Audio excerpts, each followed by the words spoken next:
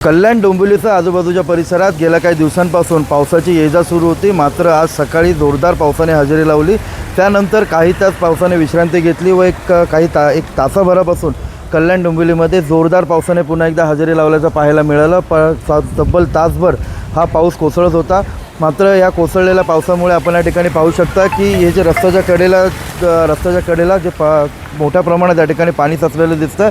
आपण ज्या ठिकाणी उभे आहोत या ठिकाणाहून हे डोंबिवली पश्चिमेकडील जे वॉर्डच्या बाजूचा हा रस्ता आहे। या एच वॉर्डच्या बाजूचा रस्ता आहे। या वॉर्डच्या बाजूला आपण पाहू शकता रस्त्याच्या कडेला मोठ्या प्रमाणात या ठिकाणी पाणी साचलेलं आहे। जर या ठिकाणी 2 ते 3 तास पाऊस झाला तर हा संपूर्ण रस्ता दरवर्षी पाण्याखाली जात असल्याची तक्रार देखील येथील नागरिकांनी केली आहे। कल्याण डोंबिवली महापालिकेने पावसाळ्याच्या पार्श्वभूमीवर नालेसफाईचा दावा केला आहे, नालेसफाई झाल्याचा दावा केला आहे। मात्र या अवघ्या 2 तासाच्या पावसामध्येच ही परिस्थिती पाहता कल्याण डोंबिवली महापालिकेच्या नालेसफाईची मात्र सध्या पोलखोल झाल्याचीच पाहायला मिळतं आहे। एकंदरीतच पावसाचा पाऊस ओसरला असला तरी पुन्हा पावसाचा जोर जर वाढला तरी ह्या रस्त्यासह कल्याण डोंबिवलीमधील सखल भागात पाणी साचण्याची शक्यता देखील नाकारता येत नाही।